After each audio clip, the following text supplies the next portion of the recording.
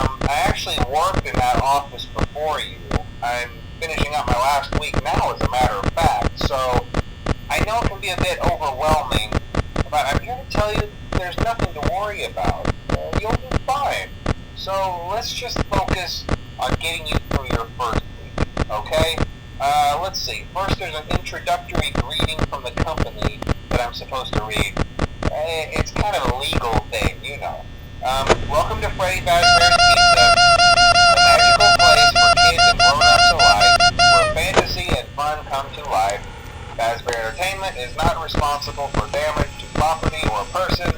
Upon discovering that damage or death has occurred, a missing person report will be filed within 90 days or as soon as property and premises have been thoroughly cleaned and bleached and the carpets have been replaced. Blah, blah, blah. Now, that might sound bad, I know, but there's really nothing to worry about. The animatronic characters here do get a bit quirky at night, but do I blame them? No. If I were forced to sing those same stupid songs for 20 years and I never got a bath, I'd probably be a bit irritable at night too. So remember, these characters hold a special place in the hearts of children and we need to show them a little respect, right? Okay. So just be aware, the characters do tend to wander a bit. They're left in some kind of free roaming mode at night. Something about their servos locking up if they get turned off for too long. They used to be allowed to walk around during the day too, but then there was the bite of 87. Yeah, it's amazing that the human body can live without the frontal lobe, you know? Now, concerning your safety, the only real risk to you as a night watchman here, if any, is the fact that these characters, if they happen to see you after hours, probably won't recognize you as a person. They'll most likely see you as a metal endoskeleton without its costume on. Now, since that's against the rules here at Freddy Fazbear's Pizza, they'll probably try to forcefully stuff you inside a Freddy Fazbear suit. Now, that wouldn't be so bad if the suits themselves weren't filled with cross beams, wires, and animatronic devices, especially around the facial area. So you can imagine how having your head forcefully pressed inside one of those could cause a bit of discomfort and death. The only parts of you that would likely see the light of day again would be your eyeballs and teeth when they pop out the front of the mask. Yeah, they don't tell you these things when you sign up. But hey, first station of the breeze. I'll chat with you tomorrow.